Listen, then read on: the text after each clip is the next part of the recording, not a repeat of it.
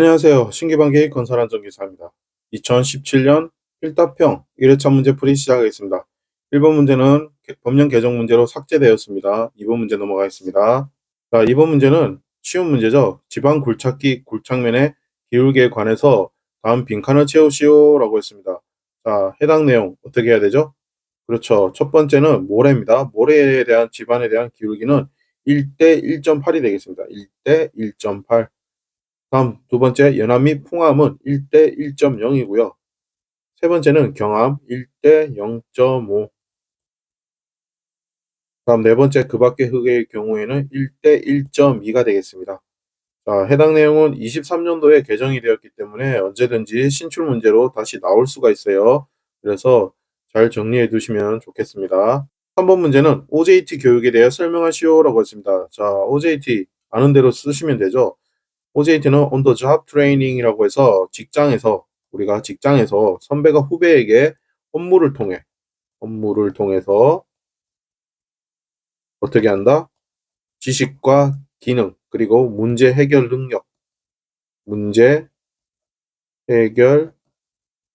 능력과 그리고 직무에 대한 태도죠. 태도 등을 교육하는 방법으로 개별 교육에 적합하다.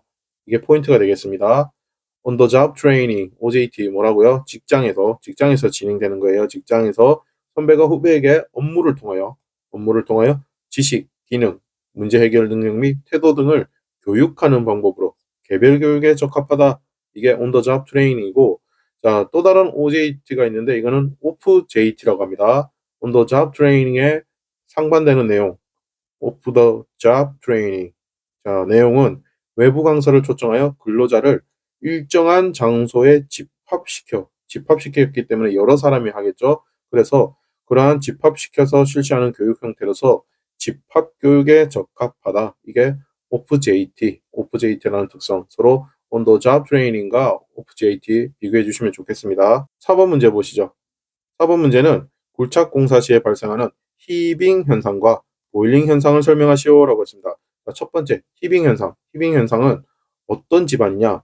연질 점토 집안입니다. 연질 점토. 진흙과 같은 점토 집안을 말하죠. 점토 집안에서 굴착에 의한 흙막이 내외면에 흙의 중량 차이. 어떤 차이요? 흙의 중량 차이로 인해서 이것을 우리는 다른 말로 토합차라고 합니다. 토합 차이로 인해 굴착 저면, 밑면이 부풀어 올라오는 현상을 우리는 히빙 현상이라고 합니다. 히빙 현상.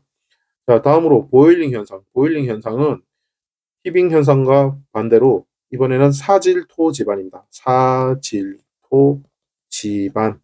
사질토, 즉 모래 집안을 말하죠. 사질토 집안에서 역시 굴착 정면과 흙막의 배면과의 어떤 내용? 수위 차이, 수면 높이를 말하는 거죠. 수위 차이로 인해서 굴착 저면의 흙과 물이 함께 솟구칩니다. 함께 솟구쳐 오르는 현상으로 우리는 이것을 모래 액상화 현상이라고 합니다. 모래 액상화 현상. 그렇게 해서 히빙과 보일링은 각각 상반되는 약간의 성질이 다른 내용의 집안에서 진행된다는 거, 그 내용 차이점 명확하게 정리하시면 좋겠습니다. 5번 문제는 안전보건 표지판 문제네요. 첫 번째는 폭발성 물질 경고입니다. 폭발성 물질 경고. 폭발성 물질 경고고요. 두 번째는 삼각형 모형에 뭔가 굴러떨어지네요. 그래서 낙하물 경고입니다. 낙하물 경고. 자, 세 번째는 역시 삼각형에 노란색 배경이 있고요. 방사성 물질 경고입니다. 방사성 물질 경고. 네 번째는 빨간 동그라미에 손 모양이 있는데 빗금이 쳐져 있죠. 그래서 뭔가 손을 대면 안 될 것 같아요. 그래서 정답은 사용 금지 표지판입니다. 사용 금지. 자, 이렇게 해서 경고 표지판은 노란색과 빨간색으로 표기되는 게 있고, 사용 금지 빨간색으로 동그라미 원형에 빗금 쳐져 있는 표지판. 그래서 각각 경고 표지판에는 경고라는 단어가 들어간다는 거 착안하셔서 정확하게 명칭 잘 기억하셔서 안전보건 표지판도 충분히 맞출 수 있도록 충분히 숙지해 주세요. 자, 6번 문제는 안전보건 진단을 받아 안전보건 개선 계획을 수립하도록 명할 수 있는 사업장의 종류 3가지만 쓰시오라고 했습니다. 안전보건 개선 계획 수립 대상 사업장 3가지. 첫 번째는 산업재해율이 같은 업종, 동종업종이죠. 같은 업종 평균 산업재해율의 몇 배 이상이냐? 2배. 2배 이상인 사업장.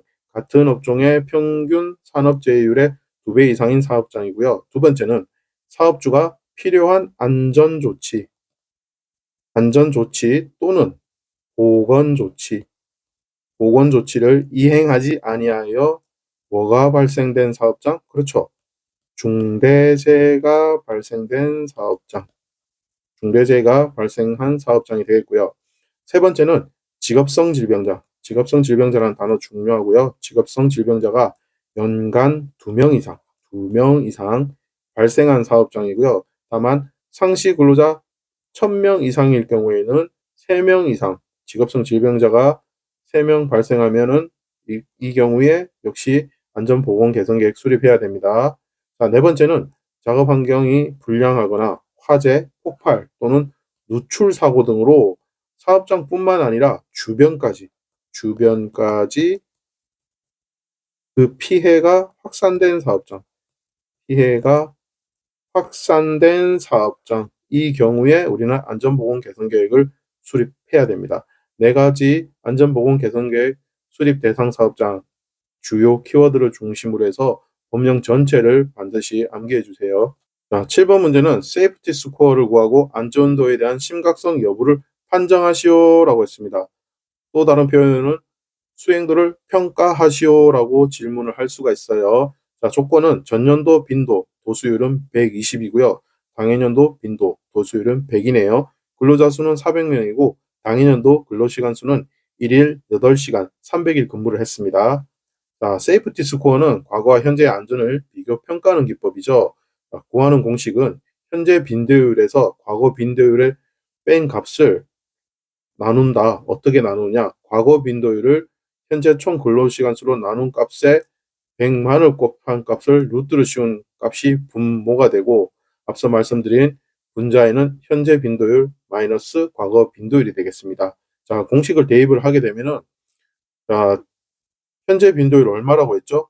당해년도 빈도율, 도수율은 100이라 했고, 거기에 과거 빈도율을 뺍니다. 120을 뺐고, 이렇게 해서 분자를 구했고요. 분자를 구했고, 자, 분모는 현재 총 근로시간 수. 자, 총 근로시간 수 400 곱하기 400명이 8시간씩 300일 동안 근무를 했고, 이 값을 무엇을 나누냐? 과거 빈도율을 나누는 거죠. 과거 빈도율 120을 나눴고, 거기에 100만을 곱해서 루트를 씌우니까 정답은 마이너스 1.79까지 나왔습니다. 자, 마이너스 1.79 이렇게만 답을 쓰면은 된다, 안 된다? 안 되는 거죠. 왜? 우리는 심각성 여부를 판정을 해야 되고 수행도를 평가하는 거, 즉 세이프티 스코어를 구하는 거예요. 세이프티 스코어, 심각성을 판단해 주셔야 돼요. 그래서 마이너스 1.79를 구했는데 이 값은 뭐다? 플러스 2.0 이상일 경우에는 과거보다 안전이 심각하다고 정의를 내릴 수 있고, 마이너스 2.0과 플러스 2.0 사이에는 과거와 차이가 없다라고 할 수 있습니다. 하지만 마이너스 2 이하이면 과거보다 안전하다, 오히려 좋아졌다라고 평가를 할 수 있는데, 우리는 여기서 구한 값이 마이너스 1.79라서 두 번째에 해당되겠네요. 마이너스 2.0과 플러스 2.0 사이는 과거와 차이가 없다. 즉 정답은 마이너스 1.79를 구했고, 즉 과거와 차이가 없다라고 기술까지 해주셔야지 완벽한 문제 풀이가 되겠습니다. 그래서 세이프티 스코어 풀이 과정 공식 써주시고 최종 서술 기술하는 부분까지 완벽하게 마무리 부탁드리겠습니다. 계속해서 8번 보시죠. 8번은 1톤 이상의 크레인을 사용하는 작업 또는 1톤 미만의 크레인 또는 호이스트를 5대 이상 보유한 사업장에서 해당 기계로 하는 작업에 대한 특별교육 내용 3가지로 쓰시오라고 했습니다. 자, 법령 내용이라서 천천히 다 보겠습니다. 첫 번째는 방호장치의 어떤 내용? 종류와 기능, 그리고 취급에 관한 사항을 교육을 하셔야 됩니다. 방호장치의 종류, 기능, 그리고 취급에 관한 사항을 교육을 한다. 두 번째는 걸고리 와이어 로프 및 비상정지 장치, 비상정지 장치 등의 기계기구 점검에 관한 사항을 교육하셔야 되고요. 세 번째는 화물의 취급입니다. 화물의 취급 그리고 안전작업 방법에 관한 사항을 교육하셔야 되고요. 네 번째는 신호 방법 및 공동작업, 신호수와 같이 그 작업을 하게 돼 있죠. 그래서 그 서로 간의 사인이 맞아야 돼요. 그래서 신호 방법 및 서로 간의 공동 작업에 관한 사항도 교육해 주셔야 되고요. 인양 물건의 위험성 및 낙하, 떨어짐이나 비례, 날아옴, 비례, 그리고 충돌 재해의 예방에 대한 사항도 특별 교육으로 해 주셔야 되고요. 끝으로 여섯 번째는 인양물이 적재될 집안의 조건이라든지 인양 하중, 풍압 등이 인양물과 타워 크레인에 미치는 영향까지도 명확하게 교육을 해 주셔야 됩니다. 이렇게 해서 총 6가지 관련된 크레인이라든지 호이스트 보유한 사업장에서 해야 되는 특별 교육 내용 6가지 살펴봤습니다. 자, 9번 보시죠. 운반 하역 표준 안전 작업 지침상 인력으로 사람의 힘으로 중량물을 하역을 할 때 몸의 자세에 관련한 준수사항 3가지를 쓰시오라고 했습니다. 자, 해당 내용은 운반 하역 표준 안전 작업 지침 제12조 하역에 잘 나타나 있습니다. 첫 번째, 등은 어떻게 한다? 등은 직립을 유지한다. 꼿꼿이 세운다는 거죠. 직립을 유지하고 발은 움직이지 않는 상태에서 다리를 구부려 가능한 한 어떤 자세? 낮은 자세로 한쪽 면을 바닥에 놓은 다음에 다른 면을 내려놓아야 한다. 등은 꼿꼿하게 세우고 발은 움직이지 않는 상태에서 다리를 구부려 가능한 낮은 자세로 한쪽 면을 바닥에 놓은 다음 다른 면을 내려놓아야 한다. 두 번째는 조급하게 어떻게 해서는 안 된다? 던져서는 안 된다. 던져서 하역해서는 아니 된다. 세 번째는 중량물을 어깨 또는 허리 높이에서 하역할 때에는 어떻게 한다? 무리하게 일을 하지 말고 도움을 받으라는 거죠. 도움을 받아 안전하게 하역하여야 한다. 이 3가지도 안전작업 지침으로서 잘 준수하게끔 명확하게 정리하셔서 근로자분들한테 충분한 교육이 진행되었으면 합니다. 10번 문제는 양중기, 승강기는 제외한 양중기에서 발기구를 사용하여 작업하는 운전자 또는 작업자가 보기 쉬운 곳에 부착해야 될 내용 2가지를 쓰시오라고 했습니다. 첫 번째 내용, 무엇을 부착을 해야 되느냐? 바로 운전 속도가 되겠습니다. 운전 속도. 두 번째는 경고 표시, 주의해야 되는 경고 표시 사항을 사람들 눈에 잘 띄는 곳에, 작업자 눈에 잘 띄는 곳에 부착해 주셔야 되고요. 세 번째는 해당 기계의 무엇이냐? 전격 하중입니다. 전격 하중. 발기구는 전격 하중만 해당되고요. 해당 기계의 전격 하중을 표시를 해주고, 이 전격 하중이라는 것은 이를테면 크레인의 권상 하중, 즉 권상 하중이라는 것은 들어 올릴 수 있는 최대 하중이죠. 그래서 권상 하중, 들어 올릴 수 있는 최대 하중에서 후, 크랩 또는 버킷 등 달기 기구의 중량에 상당하는 하중을 뺀 하중입니다. 전격 하중이 뭐라고요? 크레인이라든지 그런 내용들에서 기계 장치에서 권상 하중, 들어 올릴 수 있는 최대 하중에서 훅, 크랩 또는 버킷 등 달기 기구의 중량에 상당하는 하중을 뺀 하중을 우리는 전격 하중이라 한다. 그렇게 해서 양중기 달기구를 사용해서 작업하는 운전자 또는 작업자가 보기 쉬운 곳에 부착할 내용은 첫 번째가 운전 속도, 두 번째가 경고 표시, 세 번째는 해당 기계의 전격 하중, 이렇게 해서 답안 정리했습니다. 11번 문제, 앵글 도저와 틸트 도저를 설명하시오라고 했습니다. 첫 번째, 앵글 도저는 블레이드의 좌우를 앞뒤로 회전시켜서 사면 굴착이나 정지, 흙 메우기 등 흙을 측면으로 밀어내거나 쌓을 수 있는 작업에 적당하다. 다시 한번 설명드릴게요. 앵글 도저는 블레이드의 좌우를 앞뒤로 회전시켜 사면 굴착, 정지, 흙 메우기 등 흙을 측면으로 밀어내거나 쌓을 수 있는 작업에 적당하다. 이것이 앵글 도저고요.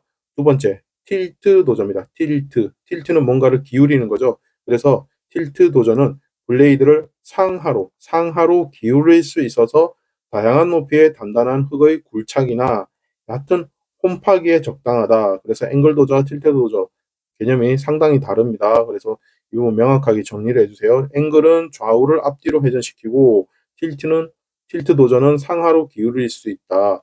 그리고 앵글 도전은 사면 굴착, 정지 흙 메우기에 적합하고 틸트 도전은 단단한 흙의 굴착이나 얕은 홈파기에 적당하다. 두 가지 도저의 차이점, 특성 잘 파악해 주세요. 이어서 12번 보시죠. 12번 문제는 이동식 크레인의 종류 세 가지로 쓰시오라고 했습니다. 이동식 크레인. 자, 어떤 게 있죠? 대표적인 게 트럭 크레인 있죠? 트럭 크레인 있고요. 이 트럭 크레인은 차량 이동을 위해서 운전석과 중량물 운반을 위한 운전석이 각각 구분되어 있습니다. 그래서 일반적인 크레인을 말할 땐 바로 트럭 크레인이 되겠고요. 다음으로는 크롤러 크레인이 있습니다. 크롤러 크레인. 이 크롤러 크레인은 하부 바퀴 부분에 무한 궤도로 설치되어 있어서 건설 현장에 지방 기초 작업 시 주로 사용하거나 지방 상태가 좋지 못한 곳에서 사용합니다. 지방 상태가 좋지 못한 곳. 그러니까 쉽게 말하면 하부 구조에 크레인이 본체에 바디가 있으면 하부에 이렇게 전차 바퀴처럼 이렇게 무한 궤도가 설치되어 있어요. 이런 크레인이 바로 크롤러 크레인이다.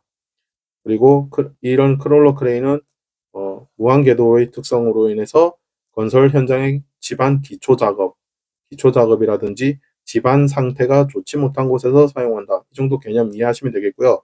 다음으로 세 번째 크레인 종류 뭐가 있냐면 험지형 크레인이 있습니다. 험지형 크레인. 이 험지형 크레인은 트럭 크레인과 달리 주행하는 부분과 크레인 작업이 한 군데서 진행됩니다. 그래서 주행과 크레인 작업이 한 개의 운전실에서 수행되어서 회전 반경이 좁은 협소한 공간이나 지형이 험한 곳에 적합합니다. 말 그대로 험지형이죠. 그래서 험지형 크레인이 되겠고요. 네 번째는 트럭 탑재형 크레인이 있습니다. 트럭 탑재형 크레인.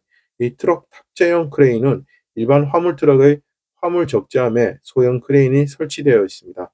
그래서 트럭 탑재형 크레인. 우리 이렇게 총 4가지 정리하겠습니다. 자, 다시 한번 이동식 크레인 종류 뭐가 있다고요? 트럭 크레인, 크롤러 크레인, 험지형 크레인, 트럭 탑재형 크레인. 이렇게 4가지 정리했습니다. 자, 13번 문제는 역시 법령 개정으로 13번, 14번 없네요. 이상으로 신기반기 건설안전기사와 함께 2017년 필답형 1회차 문제 풀이를 모두 마치겠습니다. 수고하셨습니다. 안녕하세요. 신기반기 건설안전기사입니다. 2017년 필답형 2회차 문제 풀이 시작하겠습니다. 1번 문제는 이동식 사다리를 사용함에 있어서 준수할 사항에 대한 설명이다 라고 했습니다.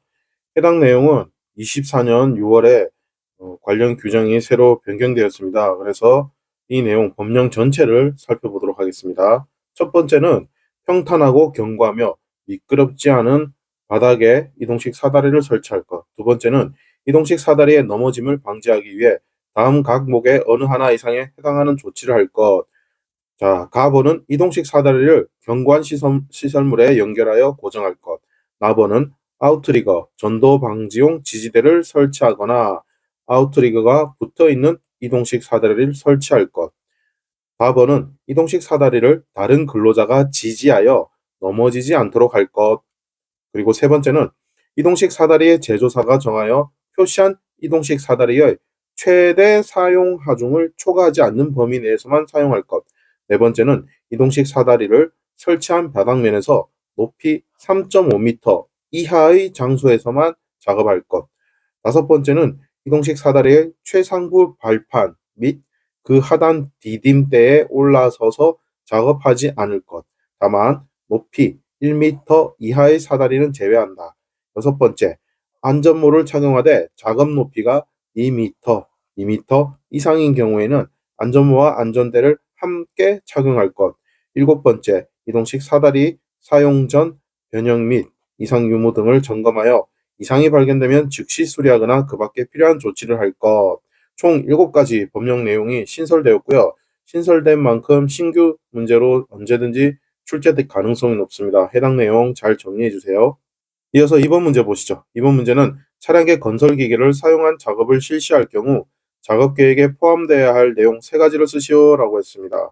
자, 작업계획에 포함될 내용 어떤 게 있냐면 첫 번째는 사용하는 차량계 건설기계의 종류와 그 성능을 기록하셔야 됩니다. 종류 및 성능, 사용하는 차량계 건설기계의 종류 및 성능. 두 번째는 차량계 건설기계의 운행 경로도 역시 기록하셔야 되고요. 차량계 건설기계의 운행 경로. 세 번째는 차량계 건설기계에 의한 작업 방법이 되겠습니다. 작업 방법. 자, 차량계 건설기계를 사용한 작업을 실시할 경우 작업 계획에 포함되어야 할 내용은 해당 차량의 종류 및 성능과 차량 건설기기를 이용했을 때 운행 경로, 그러한 작업 방법, 이렇게 세 가지 정리해 주시면 되겠습니다. 이어서 살펴볼 문제는 3번 문제입니다. 집안 굴착 시 굴착면의 기울기에 관해 다음 빈칸을 채우시오라고 했습니다. 자, 해당 내용도 23년도에 개정되었기 때문에 언제든지 출제 가능성이 높죠. 자, 집안의 종류, 모래일 경우에는 기울기는 1대 1.8, 1.8이 되고요. 연암 및 풍화암에서는 1대 1.0, 경암에서는 1대 0.5, 0.5가 되고요. 그 밖에 흙은 1대 1.2. 이렇게 간단하게 굴착면의 기울기에 관한 내용 살펴보시고요. 해당 내용은 산업안전보건기준에 관한 규칙 별표 11에 잘 나타나 있다는 거, 이 점도 같이 확인하시면 좋겠습니다. 계속해서 4번 문제 보시죠. 차량계 건설기계를 사용하여 작업하는 경우 차량의 넘어짐, 굴러떨어짐, 즉 전도방지 조치상 세 가지를 쓰시오라고 했습니다. 자, 차량계 건설기계를 사용하는 경우입니다. 암기법은 유지갓도로 암기를 해주시고요. 첫 번째 유는 유도자를 배치합니다. 유도자 배치. 두 번째 내용은 집안의 부동치마에 대한 방지를 해주셔야 되고요. 세 번째는 갓길의 붕괴 방지입니다. 갓길의 붕괴 방지. 네 번째는 도로의 폭을 유지한다. 도로폭 유지. 자, 차량계 건설기계의 전도방지 조치사항. 첫 번째가 유도자 배치, 두 번째가 집안의 부동치마 방지, 세 번째가 갓길의 붕괴 방지, 네 번째가 도로의 폭 유지가 되고요. 이와 비슷한 문제, 아래 하단에 보시면 차량계 하역 운반기계의 전도 방지 조치 사항은 우리 건설기계의 답안 1번부터 3번까지는 동일하고요. 4번만 답안이 제외됩니다. 해당 내용은 오른편에 171조 내용 있으시죠? 그거 천천히 읽어보시면 되고, 그래서 우리는 최소한 세 가지, 1번부터 3번 유도자 배치, 집안의 부동치마 방지, 갓길의 붕괴 방지만큼은 확실히 암기를 해주시면은 두 가지 문제 모두를 공략할 수 있다. 이것을 암기 팁으로 기억하시면 좋겠습니다. 5번 문제, 양중계, 와이어 로프 등 달기구의 안전계수를 쓰시오라고 했습니다. 자, 첫 번째 조건 내용은 근로자가 탑승하는 운반구를 지지하는 달기 와이어 로프 또는 달기 체인의 경우에는 그 안전계수가 10 이상입니다. 10 이상. 그리고 두 번째, 화물의 하중을 직접 지지하는 달기 와이어 로프 또는 달기 체인의 경우에는 5 이상 되겠습니다. 5 이상. 세 번째는 훅, 샤클, 클램프, 리프팅, 빔의 경우에는 3 이상이고요. 나머지 그 밖의 경우에는 안전계수가 4 이상입니다. 4 이상. 그렇게 해서 총 4가지 종류에 따른 안전계수도 깔끔하게 정리했습니다. 이어지는 6번 문제는 계산 문제네요. 다음과 같은 종합재해지수 FSI를 계산하시오라고 했습니다. 자, 보기 조건에 보시면 연평균 근로자 수는 200명이고요. 1일 8시간에 연간 300일 근무를 했습니다. 그리고 연간 9건의 재해가 발생됐고 휴업일 수는 125일이고 출근율이 90%라는 특이점이 있네요. 시간의 작업시간도 2만 시간이고 지각 조퇴 시간은 2000시간이 있습니다. 자, 종합재해지수를 구하기 위해서는 우리는 먼저 도수율과 강도율을 구해야 되죠. 그래서 도수율을 구하는 공식, 첫 번째는 도수율은 제 건수를 총 근로시간수로 나눈 값에 100만을 곱합니다. 이것이 바로 도수율이죠. 자, 조건 바로 대입하게 되면은 문제풀이는 이렇게 되겠네요. 9건에 대해서 근로 총 시간수 200명이 300일간 8시간 동안 근무를 하고 거기에 맞춰서 출근율은 0.9, 90%로 곱해주고요. 거기에 추가로 더해줘야 되는 시간이 잔업시간이 2만 시간이고 지각 조퇴 시간을 2000시간을 빼줘야 되겠죠. 그 값에 이제 100만을 곱하게 되면은 도수율은 정답이 20이 나오고요. 다음으로 강도율 보시죠. 강도율은 총 요양 근로 손실일수 혹은 근로 손실일수죠. 그 값을 역시 도수율에서 구한 근로 총시간수와 동일한 방법으로 나눈 값에 이번에는 1000을 곱하게 됩니다. 1000을 곱하게 되고 우리는 공식을 대입을 하게 되면은 자, 총 요양 근로손실일수는 휴업일수 125일이라고 했습니다. 그죠? 이 125일은 365일 중에 우리가 300일을 근무한 것이 근무 일수가 됩니다. 이렇게 해서 총 요양 근로손실일수를 구하게 되고 밑에 근로 총시간수는 도수율에서 구한 근로 총시간수와 동일한 방법으로 구하시고 거기에 1000을 곱하게 되면은 자, 강도율은 얼마가 나오죠? 0.23이 나옵니다. 23이 나오고 여기서 주의하실 점은 도수율과 강도율에서는 출근율 90%는 분모에만 곱한다. 분모에만 0.9로 곱한다는 거 주의해 주시고 이렇게 해서 도수율 20과 강도율 0.23을 곱한 값에 루트를 씌우게 되면 우리는 종합재해지수를 구할 수 있죠. 그렇게 해서 구하는 종합재해지수는 2.14가 되겠네요. 자, 강도율, 도수율, 강도율, 종합재해지수 전부 다 정확하게 문제 풀이 과정 넣어주시고 답안을 쓰셔야지 득점하실 수 있습니다. 계속해서 7번 보시죠. 7번은 안전보건 표지의 명칭을 쓰는 문제네요. 자, 첫 번째 명칭 뭘까요? 예, 빨간색 경고 표지죠. 그래서 폭발성 물질입니다. 폭발성 물질 경고, 폭발성 물질 경고 표지판이고요. 다음 두 번째는 낙하물 경고입니다. 낙하물 경고. 세 번째는 방사성 물질 경고, 방사성 물질 경고. 네 번째는 사용금지가 되겠습니다. 자, 여기서 주의하실 점, 경고 표지판에는 항상 경고라는 단어가 반드시 들어가야 된다. 그래서 안전보건 표지판 문제도 전체를 다 구분해서 명확하게 개념을 잡고 가셔야 됩니다. 자, 8번은 NATM 공법의 터널 공사에서 지질 및 지층에 관한 조사를 통해 확인할 사항 4가지를 쓰시오라고 했습니다. 해당 내용은 터널 공사와 표준 안전 작업 지침의 제3조 집안 조사의 확인에 나타나 있다고 명시가 되어 있으니까 관련 내용 같이 비교해 주시고요. 문제풀이 들어가시죠. 첫 번째는 토로 시작하네요. 토층 분포의 상태를 확인하셔야 됩니다. 뭐라고요? 토층 분포의 상태를 확인해 주시고 두 번째는 지하 수위를 확인해 주셔야 합니다. 지하 수위. 그리고 세 번째는 투수 개수. 물을 통과시키는 정도, 투수 개수도 확인해 주셔야 되고요. 다음 네 번째는 집안의 지지력도 확인해 주시고요. 끝으로 다섯 번째는 시추 보링에 대한 위치도 파악하셔야 됩니다. 자, 터널 공사에서 지질 및 지층에 관한 조사 확인할 사항 네 가지 뭐라고요? 토층 분포의 상태, 지하 수위, 투수 개수, 집안의 지지력, 시추, 위치 이렇게 총 5가지 정리해 봤습니다. 9번 문제는 크레인의 작업 시작 전 점검사항 3가지로 쓰시오라고 했습니다. 산업안전기사나 건설안전기사에 나오는 단골 문제죠. 자, 암기법 보고 가시죠. 암기법은 권주화가 되겠습니다. 크레인의 작업 시작 전 점검사항 권주화. 첫 번째 권은 권과 방지 장치, 그리고 브레이크, 클러치 및 운전장치의 기능, 운전장치 단어 잘 기입하시고요. 두 번째 주입니다. 주는 주행로의 상층 및 트롤리가 어떻게 횡행하는 레일의 상태, 종횡할 때 횡이에요. 그래서 레일의 상태, 왔다 갔다 하는 횡행하는 레일의 상태. 세 번째 와는 와이어 로프입니다. 와이어 로프가 통하고 있는 곳의 상태. 이렇게 해서 크레인의 작업 시작 전 점검 사항 권주화 기억하시고요. 자, 참고로 이동식 크레인도 한번 보시죠. 밑에 참고해 보면 이동식 크레인 있죠. 이동식 크레인.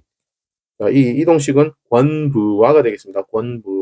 권부화는 첫 번째 권은 권과 방지 장치나 그 밖에 경보장치의 기능 점검하셔야 되고요. 두 번째는 브레이크, 클러치 및 조정장치 기능 점검하시고요. 세 번째는 와이어 로프가 통하고 있는 곳과 이제 이동식이기 때문에 작업 장소의 집안 상태를 검사를 해주셔야 된다는 거, 점검하셔야 된다는 게 일반 크레인과의 차이점이 되겠습니다. 자, 이동식 크레인 암기법 뭐라고요? 권부와 그리고 일반 크레인은 암기법 권주와 서로 비교해서 잘 용어 명확하게 정리해 주세요. 계속해서 10번 보시죠. 10번은 작업자가 고소작업대에서 작업 중 지면 바닥으로 떨어지는 재가 발생했다. 떨어지는 재. 해당 내용을 기입하시오 했습니다. 자, 재 발생 형태. 떨어지는 재가 발생됐기 때문에 떨어짐이죠. 떨어짐 기재해 주시고요. 다음 기입물입니다. 기입물은 아래 하단에 설명했어요. 설명 내용 보고 가시죠. 기입물은 원인, 즉 원인이 된다. 재해 발생 형태와 연관성이 크다라고 했습니다. 그래서 우리는 기입물을 여기서는 어떤 원인으로 재해가 발생되느냐? 바로 고소작업대 때문에 재해가 발생됐어요. 고소작업대. 그리고 세 번째 가해물. 가해물은 사람으로 치면 가해자가 되겠죠. 그래서 결정적으로 피해를 준 것, 시설물이나 설비를 말합니다. 그래서 가해물은 어떻게 해서 우리가 왜 떨어지고 마지막에 어떻게 해서 다치게 된 거죠? 지면 바닥에 의해서 떨어져서 다친 거죠. 그래서 지면 바닥이 최종 가해물이 되겠습니다. 자, 한 가지 다른 문제도 한번 풀어보죠. 바닥에 있는 기름에 미끄러져 선반에 걸려 넘어진 경우 재해 발생 형태는 그렇죠. 넘어짐이 되겠죠. 넘어짐. 그리고 기인물은 어떤 원인? 그렇죠. 기름 때문에 미끄러졌고요. 그래서 미끄러져서 어떻게 됐다고요? 최종적으로 다치게 된 거는 어떻게? 선반에 걸려 넘어졌습니다. 그래서 선반이 가해물이 되겠습니다. 이렇게 재발생 형태와 기인물, 가해물 개념 정리하시겠습니다. 이어서 11번 문제 보시죠. 11번 문제는 양중기에 해당하는 크레인, 리프트, 곤돌라, 승강기에 설치해야 하는 방호장치 세 가지를 쓰시오라고 했습니다. 방호장치 세 가지. 자, 이 방호장치 암기법, 재밌는 암기법 있죠? 권과 제비, 권과 제비가 있습니다. 첫 번째 권은 권과 방지 장치입니다. 권과 방지 장치. 자, 두 번째 과 뭐가 있죠? 그렇죠. 과부하.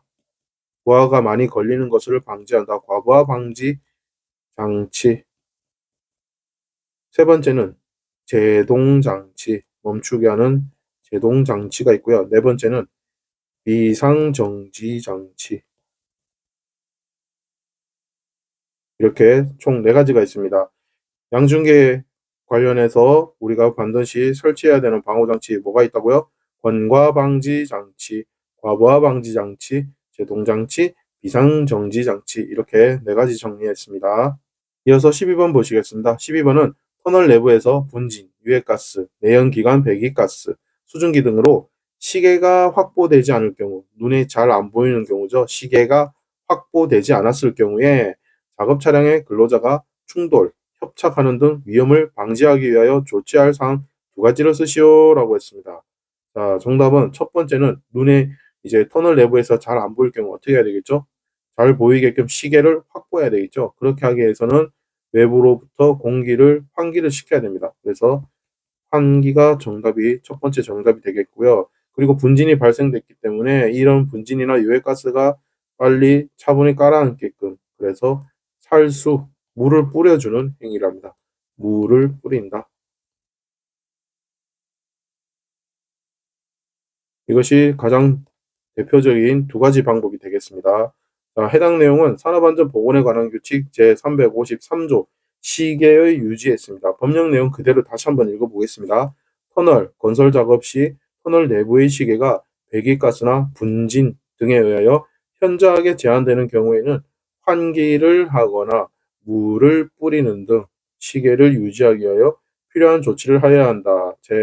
제353조 시계 유지 내용 천천히 다시 한번 확인해 주세요. 13번 문제 보시죠. 흙 집안의 동상 현상의 발생 원인 두 가지를 쓰시오라고 했습니다. 자, 첫 번째는 흙의 투수성입니다. 투수성.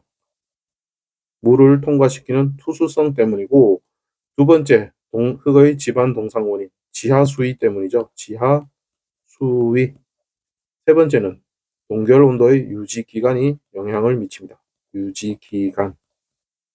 그리고 네 번째는 모관 상승고의 크기입니다. 상승고의 크기. 자, 흙 집안의 동상, 현상 발생 원인 뭐라고요?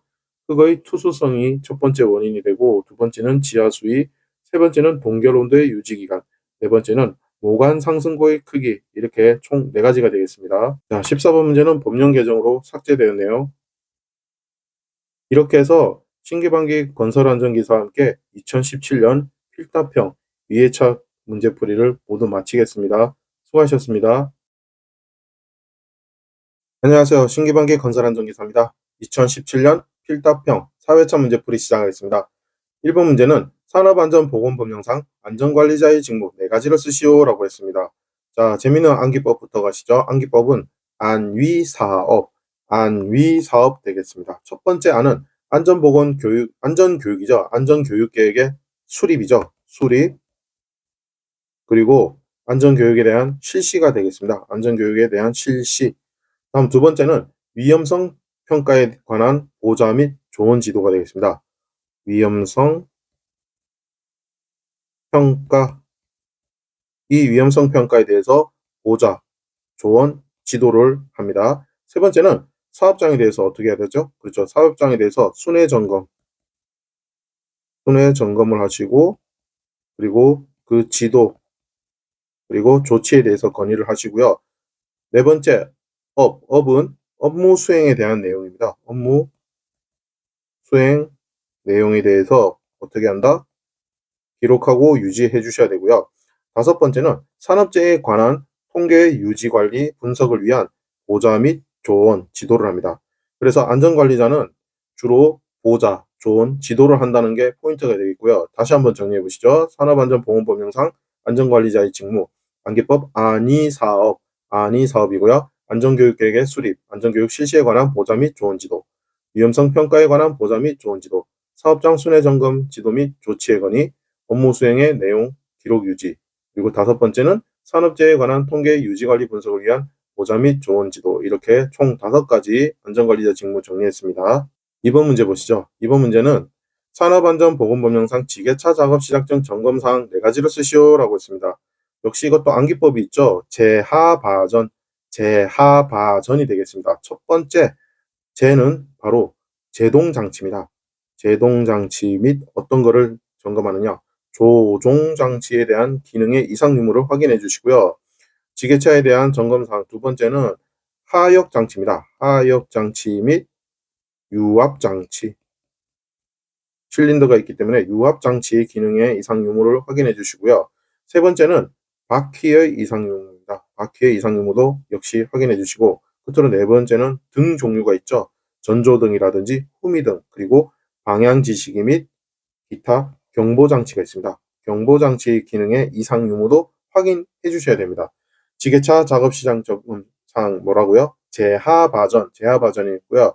옆에 표에 보시면 군의 운반차를 사용해서 할 경우에 작업 시작 전 점검사항도 역시 재하바까지는 비슷한 내용이 되겠고요.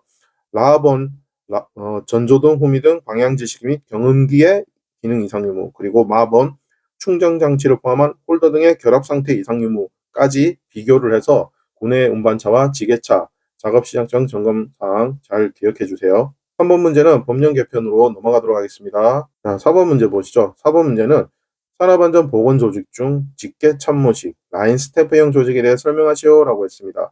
자, 라인 스태프형, 직계참모식 바로 혼합형이죠. 내용은 1000명 이상의 대규모 사업장에 적합한 내용이고요. 주로 라인형과 스태프형의 각각의 장점을 활용했습니다. 그렇다면 여러분들은 라인형과 스태프형의 장점이 어떤 건지 아셔야 되겠죠. 먼저 라인형의 장점 뭐가 있죠? 그렇죠. 명령, 지시가 신속, 정확, 간단하고 안전정보 수집이 빠르고 전문성이 높다. 이 부분이 바로 믹싱이 돼서 혼합된 것이 직계참모식의 장점이 되겠고요. 그에 반해서 단점은 명령 개통과 권고적 참여의 혼돈이 있고 스태프 월권 행위로 라인과 스태프 간의 마찰이 있다는 것이 바로 단점이 되겠습니다. 이렇게 해서 직계참모식, 즉 라인 스태프형, 혼합형에 대한 특성도 확인하셨고, 여러분들 추가로 라인형과 스태프형에 대해서도 각각의 특성을 잘 비교 정리해 주세요. 이어서 5번 보시죠. 5번은 안전관리자의 증원 교체 임명을 명할 수 있는 사유 3가지를 쓰시오 라고 했습니다. 자, 첫 번째 내용은 해당 사업장의 연간 재해율이 같은 업종의 평균 재해율의 얼마 이상이냐? 2배 이상입니다. 2배 이상인 경우. 두 번째는 중대재해. 중대재해가 연간 몇 건이죠? 2건 이상 발생한 경우고요. 세 번째는 관리자가 질병이나 그 밖의 사유로 3개월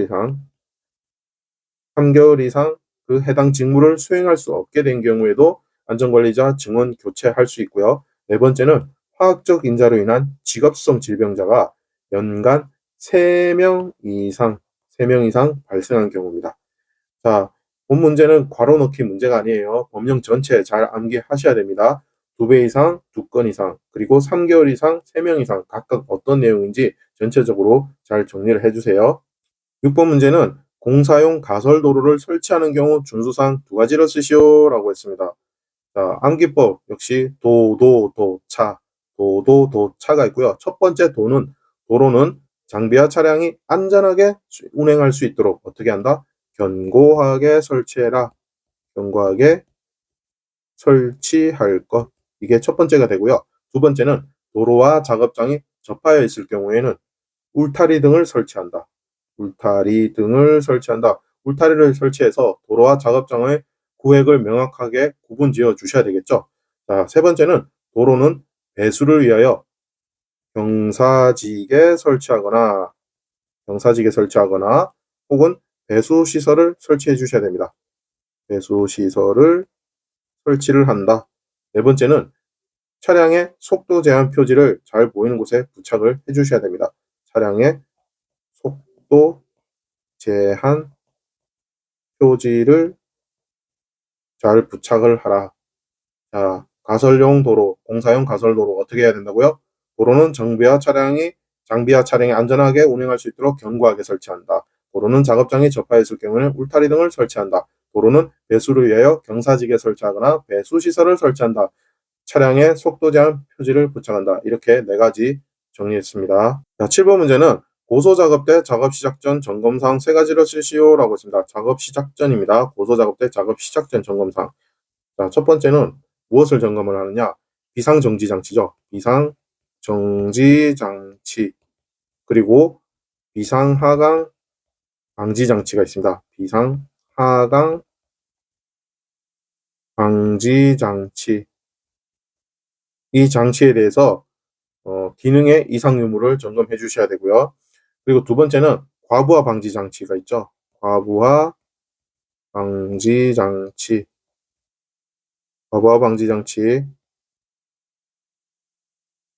이 과부하 방지 장치에 대해서도 작동 유무의 이상을 점검해 주셔야 되고요. 특히 와이어 로프 또는 체인 구동 방식인 경우에 중점을 두셔야 됩니다. 그리고 세 번째는 아웃트리거 또는 바퀴의 이상 유무도 확인해 주셔야 돼요. 아웃트리거, 지지대 말하는 거죠. 아웃트리거나 바퀴의 이상 유무 확인해 주시고요. 네 번째는 작업면의 기울기 또는 요철의 유무, 울퉁불퉁한 요철의 유무도 확인해 주시고요. 다섯 번째는 활선 작업용 장치의 경우에는 홈, 균열, 파손 등에 대한 그 밖의 손상 유무도 확인하셔야 됩니다. 자, 고소 작업 때 작업 시작 전 점검 사항 총 5가지 내용이 있고요. 제가 작업 시작 전에 왜 빨간색으로 표기를 했냐면 고소 작업 때 이동하는 경우 준수 사항도 있어요. 이동하는 경우 준수 사항은 암기법 작자기가 있고요. 첫 번째 작은 작업대를 가장 낮게 하강시켜셔야 되고, 두 번째는 작업자를 태우고 이동하시면 안 됩니다. 그리고 세 번째는 이동 통로의 요철 상태 또는 장애물의 유무 등을 확인해야 된다. 이렇게 해서 고소 작업대의 경우에는 작업 시작 전 점검 사항과 이동하는 경우 준수 사항 서로 답안이 내용이 다릅니다. 그래서 비교를 잘 하셔서 명확하게 답안 작성해 주세요. 이번에는 8번 문제 보시죠. 8번 문제는 산업안전보건위원회의 위원장의 선출 방법과 의견이 일치하지 않는 경우 처리 방법에 대하여 쓰시오 라고 했습니다. 자, 첫 번째 선출 방법은 산업안전보건위원회의 위원장은 어떻게 한다? 위원들 중에서 호선한다. 호선이란 말은 특정 사람이 모여 그 가운데서 어떠한 사람을 골라 뽑는 방법을 우리는 호선이라고 합니다. 호명해서 선출한다. 호선이고요. 이 경우 근로자위원과 사용자위원 중 어떻게 각 한 명을 우리는 공동위원장으로도 선출할 수 있습니다. 공동위원장. 선출할 수 있습니다. 다음 두 번째는 의결되지 않은 사항 등의 처리에 대한 방법인데, 이 경우에는 근로자위원과 사용자위원회 합의에 따라 산업안전보건위원회에 중재기구를 둡니다. 중재기구를 두어 해결을 한다든지, 또는 제3자, 제3자에 의해서 객관성을 위해서 제3자에 의한 중재를 받아야 한다. 이 내용은 산업안전보건법 시행령 제36조와 제38조에 법령이 잘 나타나 있으니까 법령과 비교해서 다시 한번 꼼꼼하게 학습해 주세요. 계속해서 9번 보시죠. 9번은 거푸집 동바리의 조립 또는 해체 작업에 대한 특별교육 내용 세 가지로 쓰시오라고 했습니다. 암기법은 동조보조 기억하시고요. 첫 번째 동은 동바리의 어떤 방법이냐? 조립 방법이죠. 조립 방법 및 그리고 작업 절차에 관한 사항을 우리는 교육해 주셔야 됩니다. 두 번째는 조립 재료의 취급 방법이 있고요.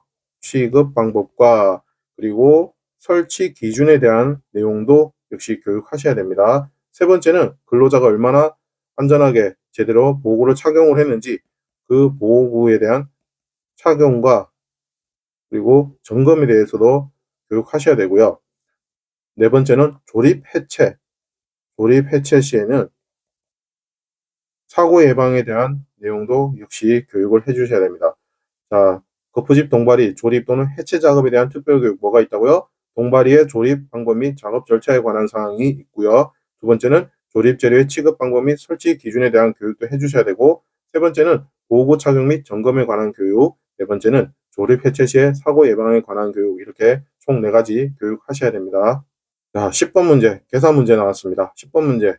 건설업 건축공사 총 공사 원가는 110억 원이고요. 재료비가 40억, 직접 노무비가 30억, 간접 노무비 10억, 기계 경비는 30억일 때 이런 상황에서 산업안전보건관리비를 다음 기준표를 참고하여 계산하시오라고 했습니다. 자, 산업안전보건관리비를 표에서 보시고 우리는 구해야 돼요. 자, 여기서 건설업 건축공사라고 했습니다. 건축공사는 대상액 5억 원 미만인 경우에 3.11%, 그리고 5억 원 이상 50억 원 미만인 경우에는 뭔가 비율과 기초액을 적용해야 될 것 같고요. 대상액 50억 원 이상은 2.37%라고 되어 있습니다. 자, 이 내용은 2025년 1월 1일부로 개정될 계산 기준표입니다. 그래서 우리는 산업안전보건관리비를 어떻게 구하느냐? 대상액의 요율을 곱한 값에 기초액을 더합니다. 뭐라고요?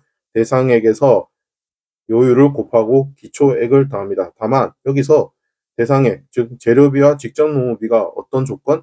50억이냐 5억이냐, 5억 원 이상이냐 50억 원 미만이냐, 이 범주에 들어갈 경우에는 그 비율, 즉 요율과 기초액을 적용을 하시고 나머지는 해당 금액에 맞게끔 퍼센테이지만 적용하면 되겠죠. 자, 문제에서는 재료비가 얼마라고 했죠? 40억이라고 했어요. 그리고 뭐가? 직접 노무비가 30억이랬죠. 그렇죠? 40억과 30억 더하면 70억이라서 우리는 대상액 50억 원 이상으로 적용을 해서 2.37%를 요율을 곱하게 되면 정답은 1억 6,590만 원이 됩니다. 1억 6,590만 원. 이해되셨나요? 예를 들어서 재료비와 직접 노무비 그 합 대상액이 35억 원이다. 그런 경우에는 여기 5억 원 이상 50억 원 미만이라 해서 그 요율은 2.28을 곱하게 되고요. 거기에 추가로 기초액 432만 5천 원을 더하겠죠. 자, 이렇게 해서 문제 풀이 과정을 이해를 하시고 표를 어떻게 적용하셔야 되는지 그 전체 과정 이해하시고, 여러분들이 답안을 쓰실 때는 공식까지는 아니지만 계산 풀이 과정 40억 플러스 30억 곱하기에 요율, 이 내용까지 쓰신 다음에 답안을 도출하셔야 됩니다. 답만 쓰시면 점수를 획득하실 수가 없어요. 이 점 주의하시고 다음 문제로 넘어가 보겠습니다. 11번 문제는 다음 설명에 해당하는 공법의 명칭을 쓰시오라고 했습니다. 자, 설명 내용 보시죠. 연약 집안의 구조물을 구축할 경우 그 집안의 흙쌓기 등으로 미리 재하를 하여 안밀 침하를 일으켜 안정시킨 후 흙쌓기를 제거하고 구조물을 축조하는 공법이다라고 설명되어 있어요. 이 내용을 보시고 여러분은 답을 바로 쓰셔야 되는데, 또 다른 표현으로 문제는 이렇게도 나올 수가 있어요. 역시 연약한 집안에 하중을 가하여 흙을 안밀시키는 방법으로 한 가지로 구조물 축조 장소에 사전 성토하여 미리 성토해서 침하시켜 흙의 전단 강도를 증가시킨 후 역시 성토 부분을 제거하는 공법. 정답은 프리로딩 공법입니다. 프리로딩 공법. 이렇게 프리로딩 공법 정리해 주시고, 여기서 안밀이란 것은 왼쪽에 설명을 했죠. 안밀은 눌려서 빽빽하게 채우는 것을 안밀이라고 합니다. 안밀이고요. 성토는 흙을 쌓는 겁니다. 성토는 흙을 쌓는다. 그리고 치마는 내려앉거나 꺼져 내려간다. 전단 강도는 물체가 구조적으로 파괴되지 않고 하중에 견디는 최대 능력을 우리는 전단 강도라고 합니다. 이래서 주요 키워드까지 같이 문제랑 정리를 해주시면 좋겠습니다. 계속해서 12번 보시죠. 12번은 산업안전보건법에 의한 안전보건 개선 계획에 관한 내용을 설명하고 있다. 괄호 안에 적합한 내용을 쓰시오라고 했습니다. 자, 문제 바로 넘어가 보시죠. 첫 번째 내용은 안전보건 개선 계획의 수립, 시행 명령을 받은 사업주는 고용노동부 장관이 정하는 바에 따라 안전보건 개선 계획서를 작성하여 그 명령을 받은 날로부터 며칠 이내, 그렇죠, 60일입니다. 60일 이내에 관할 지방 고용노동관서의장에게 제출하여야 한다. 그리고 두 번째 내용은 안전보건 개선 계획서에는 시설이라든지 무엇이 반영이 되어야 되느냐. 안전보건 관리 체제와 그리고 안전보건 교육이죠. 안전보건 교육 그리고 산업재해 예방 및 작업환경 개선을 위하여 필요한 사항이 모두 포함되어야 합니다. 어떻게 해야 된다고요? 안전보건 개선 계획은 60일 이내에 수립을 하셔야 되고요. 그래서 안전보건 개선 계획서를 60일 이내에 작성을 해서 관할 노동관서에 제출하셔야 되고, 안전보건 개선 계획서에는 시설이나 안전보건 관리 체계, 안전보건 교육, 산업재해 예방 및 작업환경 개선을 위한 필요한 사항이 포함되어야 한다. 이 내용은 산업안전보건법 시행규칙 제61조 안전보건 개선 계획의 제출에 세부 내용이 잘 나타나 있습니다. 자, 13번 보시죠. 13번은 산업안전보건법령상 안전난간의 구조 및 설치 요건에 관한 설명이다. 빈칸을 채우시오라고 했습니다. 첫 번째 내용은 상부 난간대는 바닥면, 발판 또는 경사로의 표면으로부터 몇 센티미터 이상이냐, 90cm 이상의 지점에서 설치하고, 상부 난간대를 120cm 이하에 설치하는 경우에는 중간 난간대는 상부 난간대와 바닥면 등의 중간에 설치를 합니다. 두 번째로 발끝마기판은 바닥면 등으로부터 10cm 이상의 높이를 유지하셔야 되고요. 세 번째는 난간대는 지름 2.7cm 이상의 금속재 파이프나 그 이상의 강도가 있는 재료를 사용하셔야 됩니다. 네 번째는 안전난간은 구조적으로 가장 취약한 지점에서 가장 취약한 방향으로 작용하는 100kg 이상의 하중에 견딜 수 있는 튼튼한 구조여야 합니다. 자, 해당 내용은 문제에서는 빈칸 채우기지만 법령 내용이기 때문에 문장 전체로 다시 한번 정리를 해주시길 당부드립니다. 계속해서 14번 보시죠. 14번은 산업안전보건법령상 콘크리트 공사 시 사용하는 비계 종류 5가지 쓰시오라고 했습니다. 비계 종류 어떻게 나와 있느냐. 산업안전보건 기준에 관한 규칙 제2절 조립 해체 및 점검의 세부 내용이 나타나 있고요. 종류 첫 번째는 어떤 비계? 강관비계입니다. 강관비계. 두 번째는 오른쪽에 적어놨죠. 강관틀 비계가 있고요. 세 번째는 달비계가 있습니다. 달비계. 네 번째는 달대비계가 있고요. 다섯 번째는 걸침비계가 있습니다. 걸침비계. 그리고 여섯 번째는 말비계가 있고요. 말비계. 일곱 번째는 이동식 비계. 여덟 번째는 시스템 비계가 있습니다. 시스템 비계. 끝으로 아홉 번째는 통나무 비계가 있습니다. 통나무 비계. 자, 산업안전보건 기준에 관한 규칙에 총 9가지 비계 종류가 나와 있어요. 자, 첫 번째 뭐라고요? 강관비계. 두 번째 강관틀비계. 세 번째 달비계. 네 번째 달대비계. 다섯 번째 걸침비계. 여섯 번째 말비계. 일곱 번째 이동식비계. 여덟 번째 시스템비계. 아홉 번째 통나무비계. 이렇게 총 9가지 비계 이름, 종류 살펴봤습니다. 지금까지 신기반기 건설안전기사와 함께 2017년 필답형 사회차 문제를 모두 풀어봤습니다. 수고하셨습니다.